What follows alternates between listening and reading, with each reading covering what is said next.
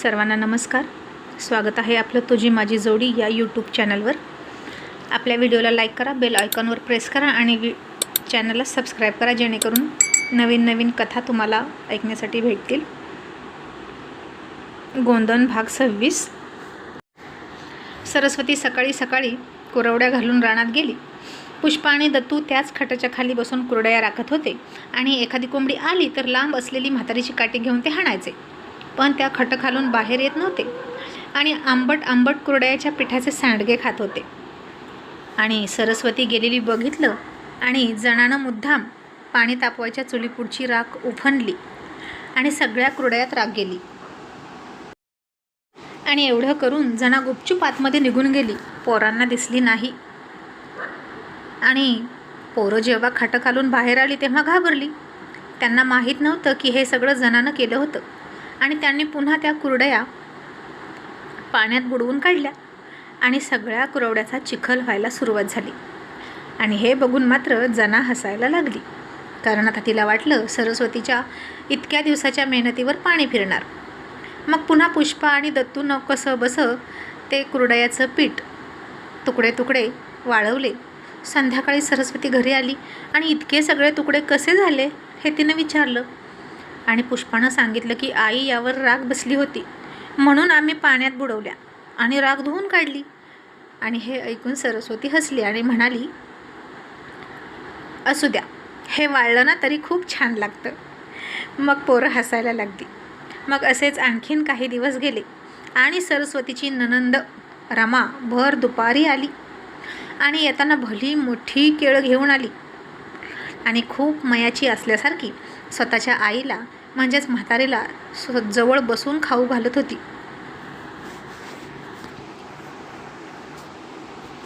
आणि सरस्वतीच्या पोरांच्या हातात एक एक केळ दिलं आणि बाकी सगळी म्हातारीकडे दिली. सरस्वतीच्या पोरांना आता आणखीन केळ खाऊ वाटत होतं, पण आत्या पण देत नाही आणि म्हातारी पण देत नाही. आणि दत्तू त्या उरलेल्या अर्धा डझनभर केळाकडे बघून म्हणायचा, पुष्पा, मला जर सगळी केळी मिळाली ना तर मी सगळीच्या सगळी खाऊन टाकेल. आणि पुष्पा त्या संपलेल्या केळाची साल दातानं खरडून खरडून खात होती आणि म्हणायची, दत्तू भावड्या, मला पण अजून एक केळ पाहिजे, पण आजी देणार नाही, म्हातारी झाकून बसली आहे. ए भावड्या, आपण चोरायचं का केळ?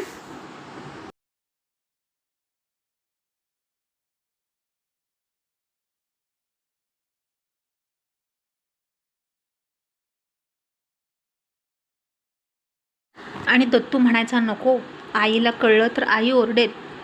मग दत्तूच्या आत्याच्या पोराला गणाला म्हणाला, गणूदाजी, आजीकडनं एक केळ मागून आणा की आणि आम्हाला द्या की, आजी आम्हाला देणारच नाही. मग आता गणा गेला आणि म्हणाला, आजे, एक केळ दे ग. आणि म्हातारीनं त्याला केळ मिळवून दिलं आणि म्हणाली, तूच खा, त्या दत्तूला आणि पुष्पीला देऊ नको, नुसती खादाडी आहेत, किती खाल्लं तरी वासावासा करतात, माझ्या हातात काही पडूच देत नाहीत. आणि मग गणा गेला आणि दत्तूच्या हातात केळ दिलं आणि पुष्पाच्या तोंडाकडं बघायला लागला. आता पुष्पाला त्याचं बघणं आवडत नव्हतं आणि तिनं तोंड फिरवलं. मग दुपारी जनानं नंदसाठी चहापाणी केलं.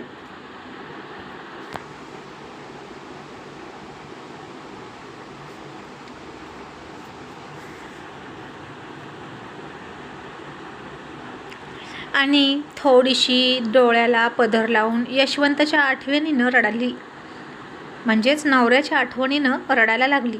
जणू काही तो देवाघरी गेलाय आणि ही विधवा होऊन दुःख भोगत आहे अशी आव आणत होती.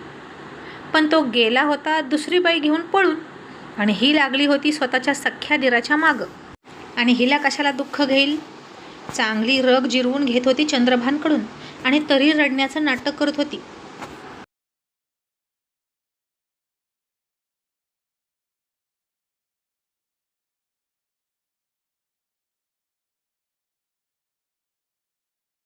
आणि तिची नणंद तिला काहीच बोलली नाही किंवा तिच्या वागण्याचा जाबही विचारला नाही. मग संध्याकाळी सरस्वती आली आणि नणंद कशी काय अचानक आली असा प्रश्न तिला पडला. आणि नणंद म्हणाली, वहिनी, मी काय ऐकलं, तुम्ही वाटणी मागितली का? आणि आता सरस्वतीच्या लक्षात आलं की ही कशासाठी आली. इतके दिवस तिचे पोरांचे हाल चालले आहेत याबद्दल तिला काहीही देणं घेणं नव्हतं. सरस्वतीच्या संसाराचं वाटोळं होतं आहे याचंही तिला काही देणं घेणं नव्हतं. तिला वाटणीचं पडलं होतं. आणि ननंद म्हणाली, हे बघा वहिनी, वाटणी पाहिजे असेल तर आत्ताच सांगते. मला काही जमीन किंवा घर नको, पण मला 3-4 तोळे सोने करा, तरच मी वाटणी होऊ देईन. आणि हे ऐकलं आणि सरस्वती चकितच झाली आणि मनात म्हणाली, माझ्याकडून अपेक्षा करायचं तुम्हीच तेवढं राहिला होता. बाकी नवरा, सासू, जाऊ सगळे मलाच धुवून खातात. आता उरली सुरली ननंद ती पण धुवून खायला लागली. आणि सरस्वती आता गप्प बसली, कारण वाटणी करायची आणि हिला 3-4 तोळा सोनं कुठून करायचं. तिच्याच अंगावर 1-2 ग्रॅमभर डोरली राहिली होती. सौभाग्याच्या नावाखाली तेवढं शिल्लक होतं, नाहीतर ते सुद्धा चंद्रबाण घेऊन गेला असता. आणि माहीत नाही तो भविष्यात काय करेल. मीच तुझा नवरा आहे, माझ्याच नावचं डोरलं आहे आणि मीच लग्नात घातलं आहे म्हणून तेही काढून नेलं भविष्यात, तर जास्त आश्चर्य वाटायला नको. परिस्थितीची जाणीव आणि चाड नसलेली माणसं सगळं विकून खातात, अगदी लाजसुद्धा. आणि त्यापैकीच चंद्रभान होता आणि त्याची बहीण पण त्यातलीच होती. सरस्वती म्हणाली, वंस, तुम्ही आत्ता आला होय? अहो, संतूचा हात मोडला हे कळलं नव्हतं का तुम्हाला? तेव्हा भावाचा पोरगा म्हणून तुम्ही का बघायला आला नाही? तुमच्या भावानं जनासोबत मिळून वेगळा संसार साठायचं धरलं. इतकं सगळं झालं वंस आणि तुम्ही आत्ता येताय होय? वाटणीचा विषय आला आणि तुम्ही लगेच आला, असं सरस्वती तिला म्हणाली. आणि तिची ननंद म्हणाली, काय करू वहिनी, अगं मला पण माझा संसार आहे की, आणि तुम्ही माझ्या आईला नीट सांभाळत आहात ना? आणि सरस्वती म्हणाली, विचारा की तुमच्याच आईला, तीच तुम्हाला सगळ्यात जास्त चांगलं सांगेल. आणि आलाय तर राहा 4 दिवस, असं सरस्वती तिचं कर्तव्य म्हणून म्हणाली.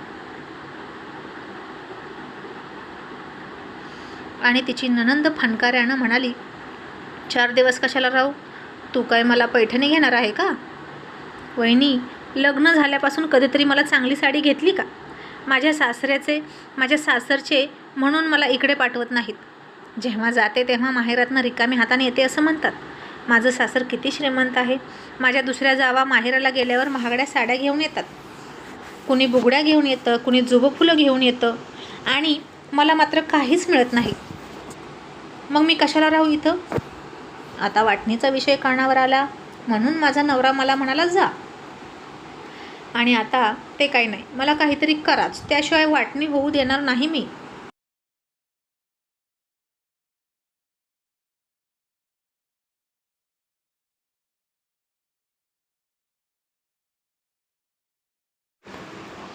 आणि हे ऐकून सरस्वतीला वाईट वाटलं. आता तिच्यावर रुसणार नाही तो आळशी. आता हिला इतकं सोनं कुठनं करू. आणि सरस्वती म्हणाली, रमावंस, तुमच्या भावाला कधी मागितलं का तुम्ही असं हट्ट करून? माझ्या भोवती का हट्ट करताय? तुमचा भाऊ घरातला कारभारी मालक, तुम्ही त्यालाच मागा की, बघा देतोय का? अहो, घरात 1 रुपया देत नाही तुमचा भाऊ, पोरांचं काहीच बघत नाही, मीच कमवलेलं नेतो आणि उडवून येतो. तुम्ही तरी असं बोलू नका मला. आणि ती ननंद, ती सुद्धा त्याच खाणीतली माती होती. जशी सासू बोलायची तशीच ननंद म्हणाली, वहिनी, दादा घरातला कर्ता पुरुष असला तरी सगळं बाईच्या हातात असतं. नवऱ्याला कुठे खर्च करू द्यायचा, कुठे करू द्यायचा नाही, हे सगळं तूच सांगत असशील ना? आणि वरून म्हणतेस का माझ्या काय हातात नाही? वहिनी, असलं बोलणं बोलू नकोस. आम्हाला पण नवरे आहेत, आणि बायका नवऱ्यांना कसं बोटावर नाचवतात आणि डोळ्याच्या इशाऱ्यावर झुलवतात हे सगळं माहीत आहे. नवरा कुणाचं जास्त ऐकतो हे सगळं जगाला माहीत असतं की. आता सरस्वतीनं काय बोलावं हे ऐकलं आणि तिने निराश होऊन डोळे मिटले. आणि आता काय बोलावं या बाईला? चंद्रभान, ती आणि तिची सासू एकसारखेच होते. अगदी कसलेल्या पैलवानासारखे कुठल्याही गोष्टीवर उलटा विचार करून बोलायचे आणि अलगद सगळं सरस्वतीवर ढकलून रिकामं व्हायचं आणि स्वतः सही सलामत सुटायचे. आणि मग ती म्हणाली, मग वंस, जनालासुद्धा मागा की 2-3 तोळं सोनं, ती पण वाटणी घेईल ना? ती पण तुमची वहिनी आहे. आधीच तिनं माझा संसार उद्ध्वस्त केला आणि तिजोरीची मालकीण होऊन बसली. आणि नणंद म्हणाली, वहिनी अगं जाऊ दे, तिचा नवरा कुठं इथं आहे. मग तिच्यावर माझा हक्क नाही, माझा हक्क तुझ्यावरच आहे, कारण चंदू दादा इथे आहे. अगं कितीतरी ठिकाणी असं आहे, भाऊ मेला की भावाची बायको धीर वापरतो आणि हे सगळ्याला कळत नाही असं वाटतं का तुला. ही जगाची रीतच आहे. घराची आबरू जाऊ नये म्हणून, ती बाहेर जाऊ नये म्हणून असं असतं.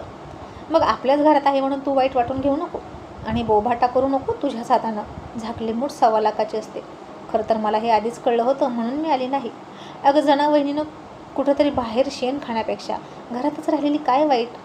आणि यशवंत भाऊ असता तर मी त्याच्याकडून तोळाभर मागितला असताच की.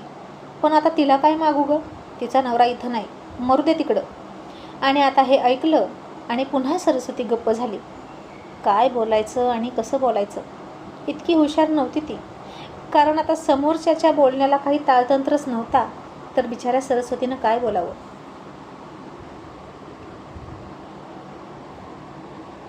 तिचा नवरा इथं नाही या नावाखाली तिचं सगळं खपतं. तिलाच सगळी सहानुभूती. तिचा नवरा इथं नाही पण तिला नवऱ्याचं प्रेम भरपूर मिळतं. नवरा नाही म्हणून अन्न पाणी सोडायच्या ऐवजी मटण भजी जिलेबी खाती. नवरा नाही म्हणून तिची परवड होण्याऐवजी, ती शरीरानं वाळून जाण्याऐवजी, त्याच्या आठवणीत झुरत बसण्याऐवजी आरामात झोपून खाते आणि शेंगदाण्यासारखी फुगली आहे. तिच्या अंगावर तेज चढत होतं. आणि जिचा नवरा इथं आहे तिचे मात्र सगळ्या बाजूंनी हाल सुरू होते. तिचं मांस हाडाला चिकटलेलं होतं, अंगावर कसलंच तेज नव्हतं. मग आता तिची परवड सुरू होती. मग नवरा असलेला चांगलं की नसलेलं चांगलं हा प्रश्न सरस्वतीला पडला. आणि जनाकडे आणि जनाला मिळणारी सहानुभूती बघून असं वाटत होतं की नवरा नसलेलाच बरा. तर मंडळी, स्टोरी ऐकून तुम्हाला काय वाटतं हे नक्की सांगा. स्टोरीला प्रतिसाद खूप कमी असला तरी मी स्टोरी टाकणारच आहे.